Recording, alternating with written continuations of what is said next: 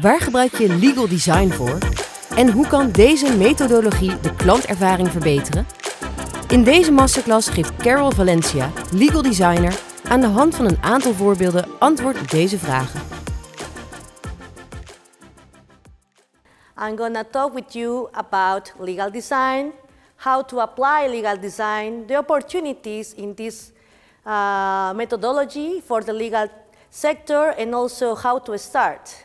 So we always think about legal design as visual law, but the truth is that legal design can be applied for multiple purposes, like, for instance, the redesign of legal documents to be able to create easier to digest documents for everyone, not only contracts, but also terms and conditions, agreements, court resolutions, any kind of legal documents that you can imagine can be improved applying legal design perspective.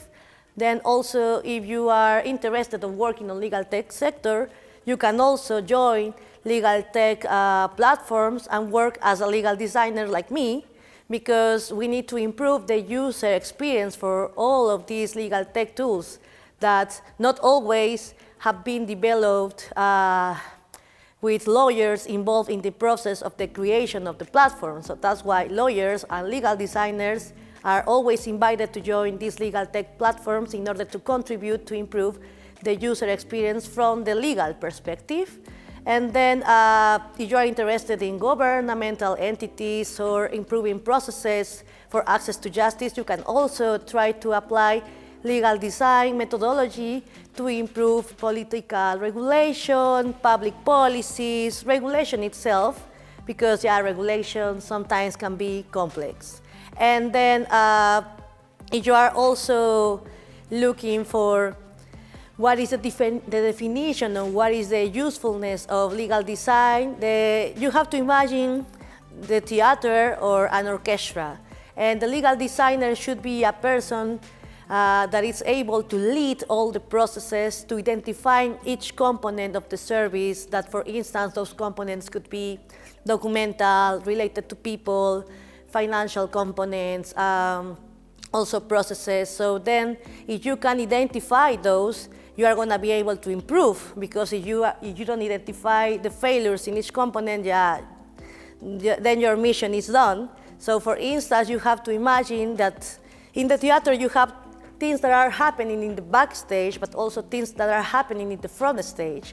So as a legal designer, you have to notice that if something wrong is happening in the backstage, probably the experience for the audience in the front stage is not going to be the best one. So in order to improve that experience, you can apply legal design methodology. And also, like I said before, it's like an orchestra. In an orchestra, you are playing the violin, and the violin is not in the good tune. Of course, everything is going to be a mess, and the audience is not going to have a good experience. So indeed, legal design is mostly about improving the experiences for the users. The users, most of the times, are going to be lawyers, but some other times are citizens that can know about legal regulation or law, but some other times they don't know about regulation, and they need to understand what is the purpose of certain rule, what is the purpose of certain regulation. So that's your role as a legal designer. Improve experiences, but also make law easier to understand to people. There are plenty of opportunities to work as a legal designer. I already mentioned once, but also if you want to start exploring the legal design field, you can also look at your environment and try to identify the simple problems.